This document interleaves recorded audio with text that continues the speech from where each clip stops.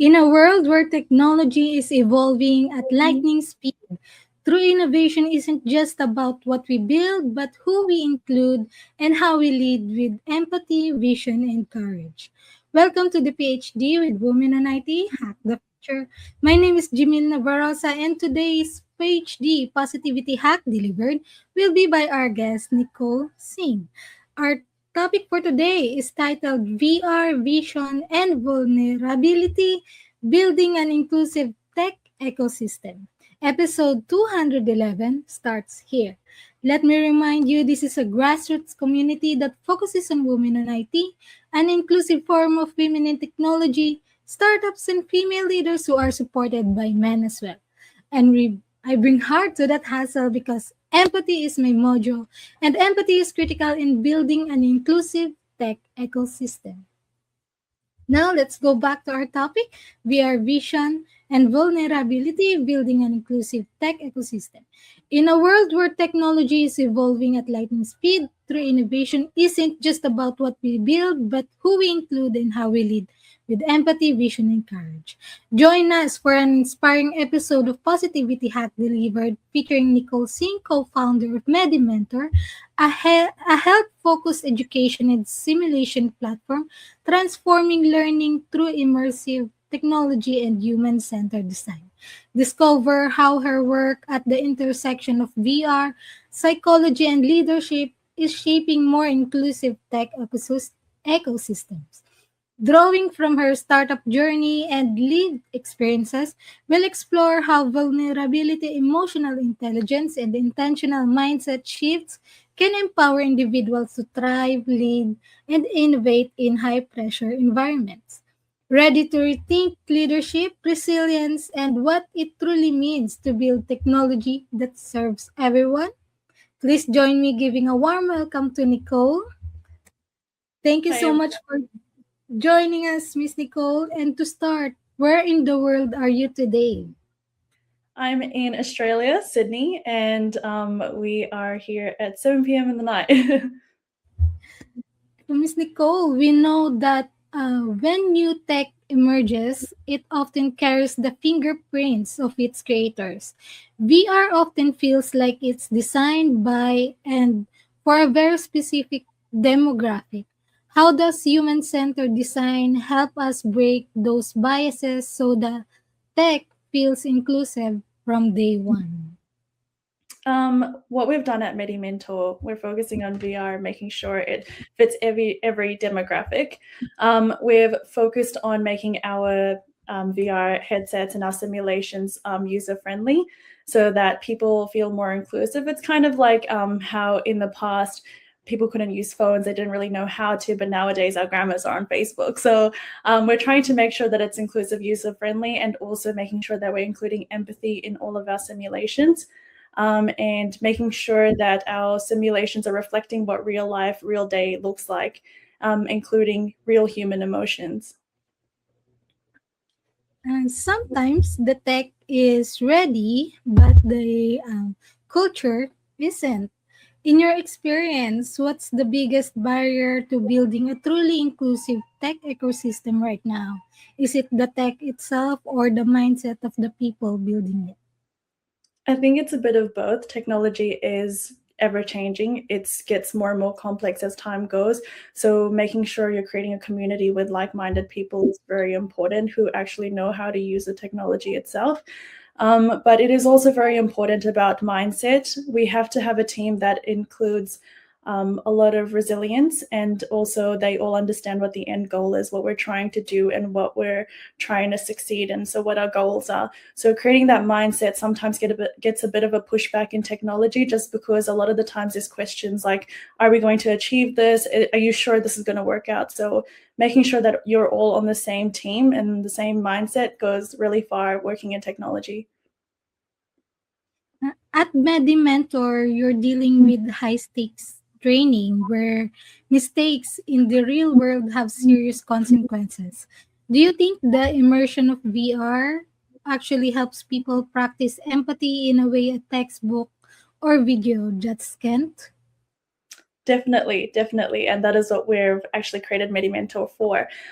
We started off with something niche. We wanted to work in aged care facilities and help the nurses that come there to actually get more exposed to what happens in aged cares.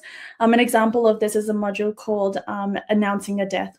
Now, textbooks don't really teach you how to announce a death. It will tell you there are sensitive topics, but it doesn't teach you how to tell a family and how to deal with the grief that comes along with it. So we've created modules that focuses on the empathy, it focuses on giving real life scenarios, how sometimes your mistakes can make other people react differently, which textbooks can't even begin to encompass. There's so much pressure in the startup scene to appear bulletproof, especially as a woman in tech field. We often hear fake it till you make it in the startup world. How do we balance that with being vulnerable and honest about our challenges as female founders?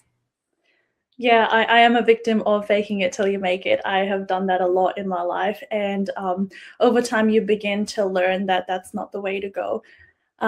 Being vulnerable and facing your challenges straight on helps you understand where you are lacking, and that helps you grow as an individual and as a female founder or a tech startup company. So it's very important to be able to pinpoint your challenges. The tech industry moves at a blink and you'll miss it pace, which can be exhausting. So, Miss Nicole, you mentioned emotional regulation. In a high pressure, move fast and break things culture, how do you actually pause to regulate without feeling like you're falling behind? This is a really good question. I wish my co-founder Shireen was here. She's actually doing this at the very moment. She's in India at a meditation retreat. So it's really important to take some time out to prioritize what your body needs and what you believe is going to help you with that stress and burnout. If we don't take time to take care of ourselves and slow down, stress and cortisol builds up, and that can develop into all sorts of things like autoimmune diseases. So, and that's not good for creating a company at all. What I do is I take about an hour out of my day just to sit down out in the environment, thinking about things that I'm grateful for, which helps restore a lot of my energy towards my company. At MediMentor, you're dealing with high stakes training where mistakes in the real world oh, have serious consequences. I repeated my question. Sorry. So, beyond beyond the tech we build, we're curious about how you approach the challenges of the industry yourself. What is your strategy for problem solving when things get complex? When things get complex, the first thing in problem solving is identifying the problem. If you don't know what the problem is, you can't reach a solution.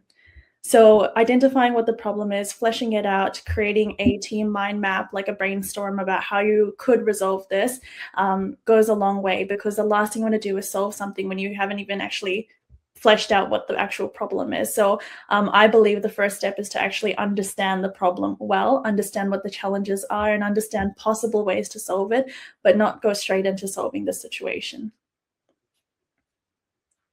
Building on that idea of internal skills being essential for leadership, what are the top three soft skills all career driven females, in your opinion, should have?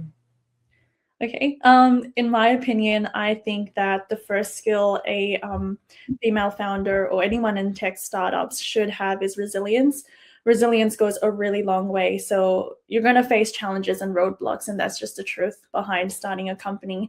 But being able to get up every time you face these barriers and challenges are very important. The second soft skill I would say would be confidence. It's important to be confident in what you are delivering and what your solution is.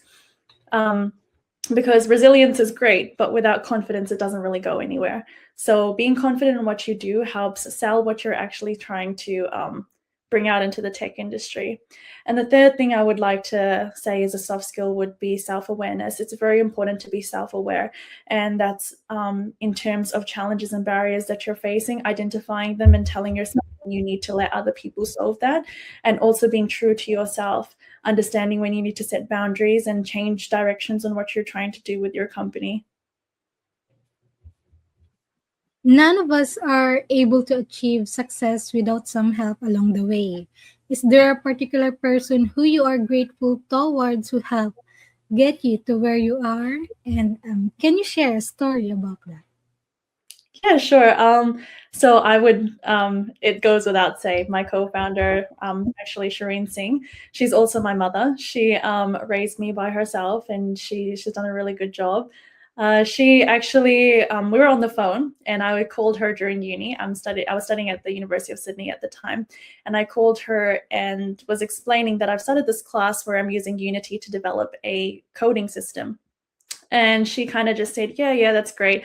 But I want to do something new. And I said to her, I was like, okay, well, you just interrupted me, but what is this something new you want to do? And she goes, I don't know. And I was like, well, why don't you take up like knitting or crocheting or something? And all of those failed because now we're here launching MediMentor. And she wanted to bring something into nursing and aged care that people have never seen before. And this is revolutionary. MediMentor is creating a VR to teach nurses before they actually go into the field.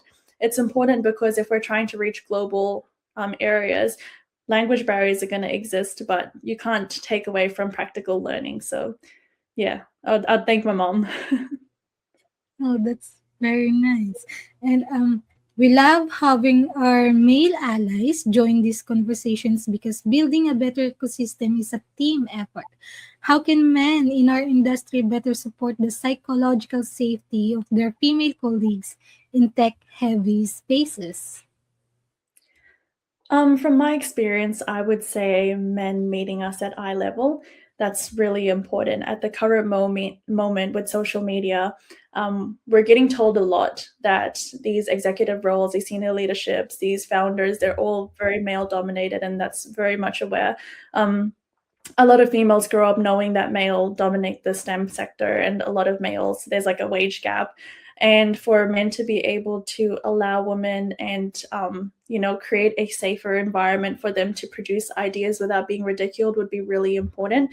And also meeting us at eye level. What I mean by this is if you go into a group of people and, you're introducing yourselves and you give a higher leadership role, not showing that surprise, I feel like that's a little bit like, so if I were to go in and I'd say, hey, like I am a founder of this company, that surprise kind of just throws you off because it's kind of not feeling like we're meeting at that eye level.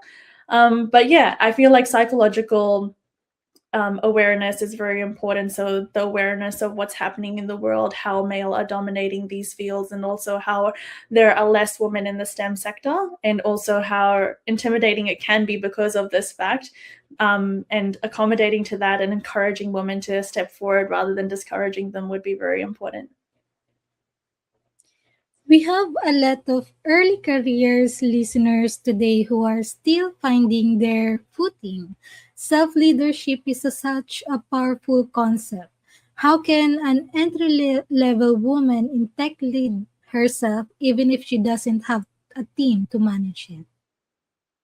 Self-leadership is, yeah, very, very important. And the way to do that is by understanding that you can reach for the stars. So what I mean by this is, even though you don't have a team, my mom and I didn't actually start with a team. It was just the both of us with no idea how VR actually works. But what we did was we fleshed out resources. We found as many people as we could, made as many connections as we could, and we took out the time to understand what our product actually is before actually going and developing something new to add on to that product. So taking the time to actually use the resources around you is really, really important. And a follow-up questions about advices. What advice would you give to females to help their career or start an entrepreneurial journey? Okay, I've got two pieces of advice. One of them is a quote that I actually grew up with, and I didn't actually use that quote till now. So the quote was, reach for the stars, and if you fall on mountains. So that didn't mean anything to me growing up because I was a kid. I didn't understand what that was. But as I went into the tech industry and I started a business with my mom, I realized it was that you reach for whatever you could do. Your goal is to create a VR company. Go ahead. The worst that could happen is that you create a VR company and a little bit of people get to see it, or you fail and then you start another thing. But it's just that you started. And my second point would be to like, don't wait for opportunities, create them. Waiting for opportunities means you just wait and wait and wait for somebody to give you a chance. Creating opportunities leads you like above and beyond. So making sure you're taking out the time to identify, this is my dream, this is my goal, and I'm going to do it. And I'm not going to wait for somebody to give me a chance to do it, because the world's not going to give you a chance. Oh, that's a very nice advice. And many in our community are looking at these future roles and wondering if they have what it takes to jump in. For those of us looking to pivot into immersive tech, what's one mindset shift we need to make to transition from traditional tech to building 3D worlds? One mindset shift I would say would be to understand that technology is ever changing. Like our toothbrush, it was once a stick with a couple of bristles, and then it became, I don't know, colored sticks with toothbrushes, and then it became the electric toothbrush, and now we've got electric toothbrush with AI inserted into it. So understanding that tech is ever changing, it's always going to change, and to be the person to open that door is life changing. So taking that step to create a revolutionary change isn't actually intimidating. It's a new experience, and it's quite a unique experience. We know you're always innovating. Are you also, Miss Nicole, are you working on any new exciting projects right now that we should keep an eye on? Yes, I am. I'm actually currently writing my own book. It's going to focus on positivity and empathy and how you can use them to be more resilient. Unfortunately, it doesn't focus on startup, but it does focus on how to get through basically life when it's not the best to you. So you can keep your eyes peeled for that one. Oh, we are excited too, and feel free to share it with us. And we are all about actionable takeaways here at Positivity Hack Delivered. What's one positivity hack you use daily that costs $0 but completely changes your energy? Like I said earlier, gratitude, it changes everything. I actually, a lot of my life tend to be like sad about things, and I felt like, nothing was going right. I had a lot of imposter syndrome, like a lot of things just wasn't fitting for me. And somebody I met actually along the way had told me, like, how about you start focusing on the positive things in life and, being grateful for what you have. So it actually started off with like 10 minutes of just sitting down, being grateful for, my body. It's working really well. I've got my limbs. I'm sitting on a chair. I've got a home. I've got food, and I've got water when I need it. And being grateful for things like that, things that are small apparently, but if you didn't have it, life would change. So being grateful for that, maybe 10 minutes out of my day, or when I'm feeling like I have a roadblock in my work or in my like studies, I just take 10 minutes to be grateful for something that I have or the things around me, and it definitely changes my energy instantly. As we are going to the end of our show, let me ask you this, Miss Nicole. What is the number one book you can sit and think, oh, I wish I read before I started my career?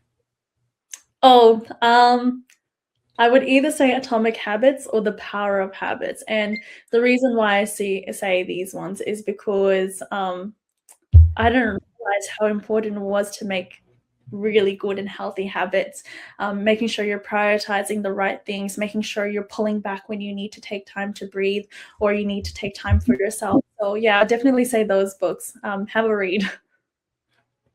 Let's imagine that you could meet anyone in the world for a private breakfast. Who would it be and where would you choose to meet? I would choose to meet my co-founder, Shireen Singh. And I know that's ironic. You guys are probably like, that's your mom. What are you talking about? But it's because that we're so busy working towards MediMentor, working towards our own careers, and also studying. We don't get to have like an uninterrupted breakfast together. So I would probably go on a vacation with her and just get to sit down and not think too much about everything else. And can you please give us your favorite life lesson quote? Life lesson? Yes. Okay. With life lessons, I would say that um, a lot of my shift happened when I started believing that everything happens for a reason and it's a good reason. And if you're spiritual, I also had to add another sentence to it. It's everything happens for a reason because, and it's a good reason because God is good. So that's something that I definitely like to project out into the world, something that changed my life, and understanding that not everything that happens that is bad is actually bad. It can be a good thing as well. And you'll only find out later on. And then you'll sit there and you'll like, oh, wait, no, that was actually a pretty good thing that happened. So, yeah, everything happens and it's happening for a good reason. And for our final question, Miss Nicole, let's talk about that feeling of not belonging. For the women watching who feel imposter syndrome in these high-tech VR AR spaces, what's the first small step they should take to claim their seat at the table? I reckon just look in the mirror, tell yourself, girl, you got this. Like, you're the first in this industry. You're doing very well. And just be proud that you're going to be a woman walking into a room full of men, if that's the case, or walking into a room where you're the youngest person. There isn't a bigger flex than that. So making sure you're understanding that, like, it's impressive where you are. You might feel like you're not meant to be there. You're not feeling like you belong. But trust me, the ideas and the dreams that you're bringing to the table, the solutions that you're bringing, the tech that you're trying to start up, not a regular person wouldn't think that way. So you definitely deserve where you are. And that's it from our 211 of the PhD live stream. Thank you so much to our guest, Miss Nicole Singh. To stay updated and ensure you never miss a positivity hack delivered, follow Women on 8 and turn on the notifications to be alerted once a video has been released. Tune in for our new episode and follow us on our social medias. And thank you to our fabulous team, Rachel, Rush, and Marian. As always, our positivity quote comes from positive thinking only and goes look for something positive in each day, even if some days you have to look a little harder. Today is your day to hack the future, hack the positivity you want. Thank you. Thank you.